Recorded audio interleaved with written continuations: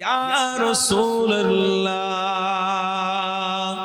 বিরহে দিল পুড়ে চরখার যে আমার ইয়া রাসূলুল্লাহ আমার কেউ নেই তুমি ছাড়া সাহারা ইয়া রাসূলুল্লাহ আমার কেউ নেই তুমি ছাড়া সাহারা ইয়া রাসূলুল্লাহ কত জনে দেখে তোমায়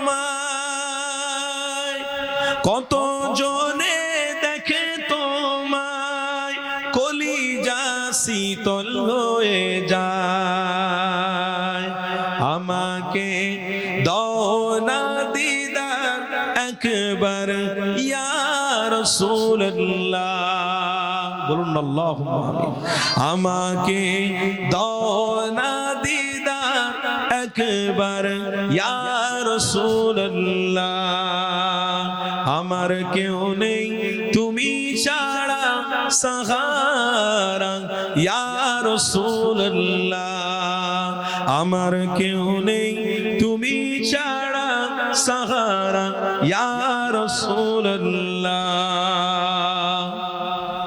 শুধু একবার দেখিতে চাই শুধু একবার দেখিতে চাই জীবনে আর যে চাওয়া নাই তুমি এই অসহায়েরই সহায় ইয়া রাসূলুল্লাহ আমার কেউ নেই তুমি ছাড়া সাহারা ইয়া রাসূলুল্লাহ আমার কেউ নেই তুমি ছাড়া সাহারা ইয়া রাসূলুল্লাহ বিরহে দিল পুড়ে চরখার যে আমার ইয়া রাসূলুল্লাহ আমার কেউ নেই তুমি ছাড়া সাহারা ইয়া রাসূলুল্লাহ বলুন না সুবহানাল্লাহ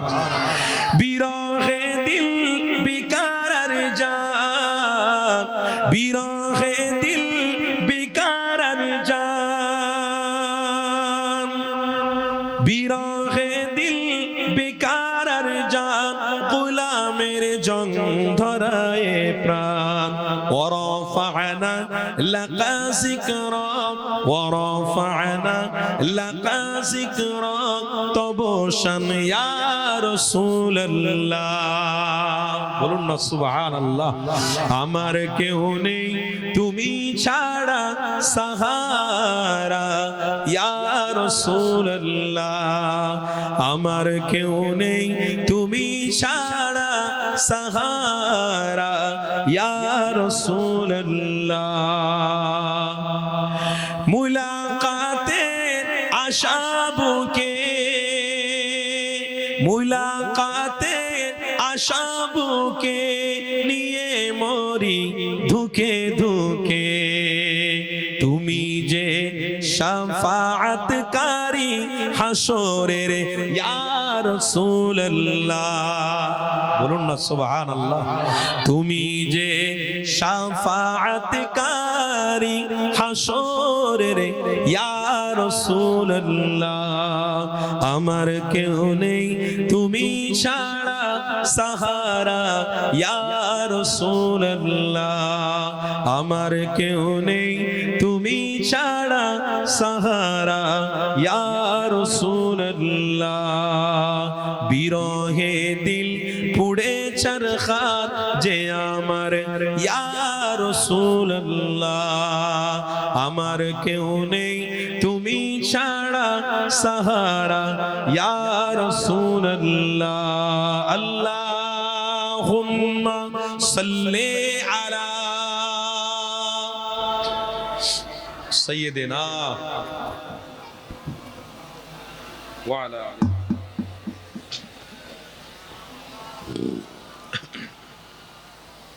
বলুন না সকলে সাল্লাল্লাহু আলাইহি ওয়াসাল্লাম হযরত উসমানে গনি রাদিয়াল্লাহু তাআলা আনহু তিনি আমার রাসূলের এত প্রেমিক হয়ে গেলেন আল্লাহর নবী নিজে বললেন উসমান তুমি জান্নাতি হয়ে গেছো। বলুন সুবহানাল্লাহ। আসহাবিকান নুজুম, সাহাবীর মধ্যে পড়ে গেলেন। কিন্তু হযরতে উসমানে গনি বাইরেটা দেখো, হযরতে উসমানে গনি কে ছিল? হযরতে উসমানে গনি কেমন মানুষ ছিলেন?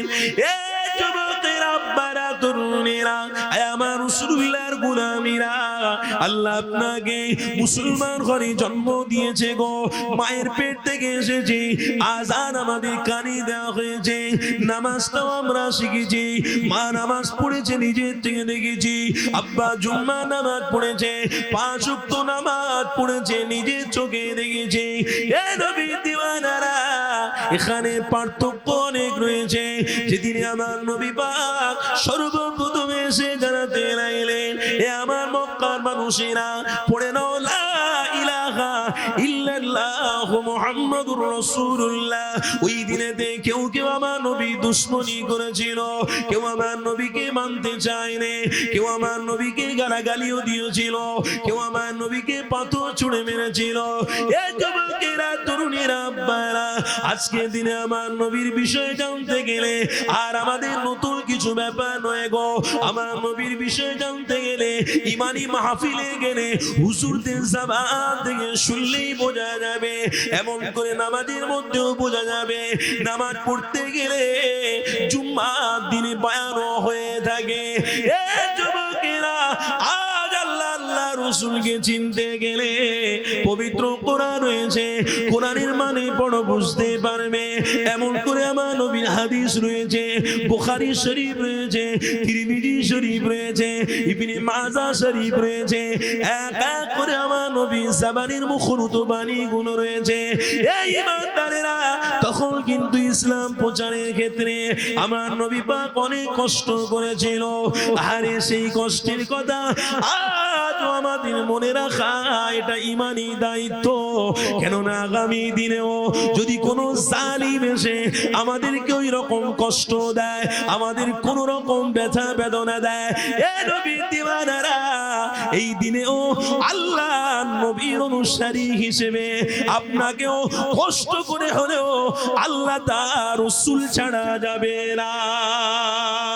এ নবীর দিওয়ানারা, আমার নবীর গোলামীরা, শুনে রেখে দিও, আজকে দিনেতেও যদি কেউ আমাকে কোন নামের বদলে পাকিস্তানে পাঠায়, কেউ বাংলাদেশে পাঠানোর চেষ্টা করে, কেউ বলে এরকম করে আতঙ্ক করে মেরে ফেলে দেবে, এ যুবকরে, এ নবীর দিওয়ানারে, আজ আপনাদেরকে ভয় করলে হবে না।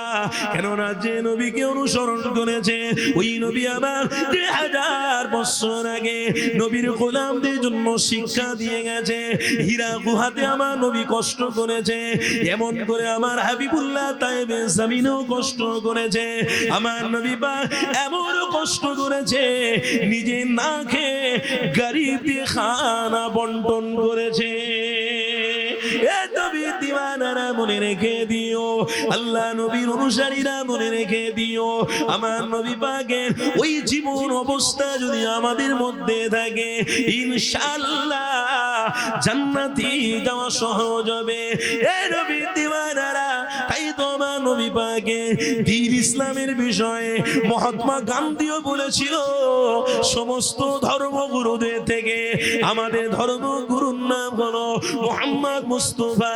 এই মুহাম্মদ মুস্তাফা হলো সর্বধর্মের গুরুদের থেকে আলাদা, ইনি হলেন সব থেকে শ্রেষ্ঠ।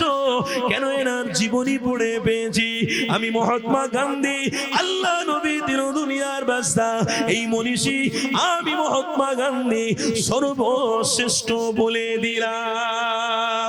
এ যুবকেরা, তরুণীরা, আব্বারা, আমার নবী দিওয়ানারা, মনে রেখে দিও। তবে আজকের দিনটা হলো আলাদা, তখনকার সময়টা হলো আলাদা। এখন নামাজ পড়তে গেলে কেউ আপনাকে মারবে না, রোজার মাসে রোজা রাখলে কেউ আপনাকে মারবে না, টুপি মাথায় দিয়ে বাইরে গেলে কেউ আপনাকে মারবে না, দাড়িটা রেখে ঘুরে বেড়ালে কেউ আপনাকে মারবে না। কেননা তার যে যার একটা স্বাধীনতা রয়েছে, সংবিধান রয়েছে, তার স্বাধীনতায় সে ধর্ম পালন করবে। আমার স্বাধীনতায় আমি ধর্ম পালন করব। আমার দাড়ি নিয়ে কেউ কথা বলতে পারবে না, আমার টুপি নিয়ে কেউ কথা বলতে পারবে না। এ যুবকেরা, কিন্তু সেদিনে একদিকে আবু জাহাল ছিল, একদিকে আপনার আমার নবী ছিল। আবু জাহালের বিরুদ্ধে আমার রাসূলুল্লাহ, আবু জাহাল আল্লাহ নবীর বিরোধী কেন করতে লেগেছিল? আবু জাহালের টার্গেট ছিল একটা, মুহাম্মদ রাসূলুল্লাহকে মিটিয়ে দেওয়া, আল্লাহ নবীকে দুনিয়া থেকে তুলে দেওয়া। এ নবীর গোলামীরা, পৃথিবীর কোন মায়ের লাল জন্মায় রে, আল্লাহ নবীকে মিটিয়ে দেবে, শেষ করে দেবে। কেননা স্বয়ং আল্লাহ রাসূলকে পাঠিয়েছে। আবু জাহালকেও আল্লাহ পাঠিয়েছে, রাসূলকেও আল্লাহ পাঠিয়েছে। কথা ঠিক না ভুল বলছি? আবু জাহালকে আল্লাহ পাঠিয়েছে, রাসূলকে আল্লাহ পাঠিয়েছে, কিন্তু বিরোধী আল্লাহ করাচ্ছে। অবশ্যই আল্লাহ বলেছে ওয়া আলাইকা জান্নাত ফি নারি জাহান্নাম খালিদিনা ফিহা আবাদা। একদিকে জান্নাত রাখবো আর একদিকে জাহান্নাম রাখবো। আপনারা যখন মাল বিক্রি করেন, একদিকে মাল রাখেন আর একদিকে মাল রাখেন না? একদিকে মাল রাখেন, অন্যদিকে কি রাখেন? বাটকারা। হ্যাঁ, বাটকারা না থাকলে মাপা যাবে না। ওই দুই দিকে যদি সবজি রেখে দেন, কেউ যদি বলে আমি 500 নেবো, আপনার মাথা খারাপ হয়ে যাবে। দুই দিকে যদি ডাল রেখে দেন, আপনার মাথা খারাপ হয়ে যাবে। 500 চাইছে, 500 কি করে দেবো? ও 500 দিতে দিতে দুদিন পরে দেখবে সব দোকানই লুট হয়ে গেছে, মানে সব চলে গেছে, ফ্রিতে চলে যাচ্ছে। এই পৃথিবীতে বাটকারা অবশ্যই একটা পাল্লায় রাখতে হবে। এটা হলো দুনিয়ার নীতি নিয়ম। বাটকারা একদিকে থাকবে, মাল একদিকে থাকবে। এতে লাভ কার হবে? দোকানদারের হবে। এতে লাভ কার হবে? খদ্দেরের হবে। দোকানদারটা কে? দোকানদারটা কে? আল্লাহ। আর দোকান থেকে মাল দিচ্ছে আল্লাহ। আর সর্বমালের শ্রেষ্ঠ মাল, সর্বমালের সর্বশ্রেষ্ঠ খুশবু মুহাম্মদ রাসূলকেই আল্লাহ পাঠিয়েছে। দাঁড়িপাল্লা মিজানের থাকবে, একদিকে থাকবে ঈমান আর আরেকদিকে থাকবে বদ। একদিকে থাকবে ভালো আর একদিকে থাকবে মন্দ। ভালোটার দিকে যদি রাসূল থাকে তো এক রাসূলের ওসিলায় ওই দিকটা ভারী হয়ে যাবে। আর যদি আপনার জীবনে টোটাল অন্যায়, ব্যভিচার, মারামারি, ফিতনা, বন্দুক মারা, বোম মারা, ভাই ভাইকে মেরে দেবো, বাপকে মেরে দেবো, মাকে গাল দেবো, মদ খেয়ে আসবো, হারাম জিনিস খেয়ে বাড়িতে এসে ইচ্ছা করে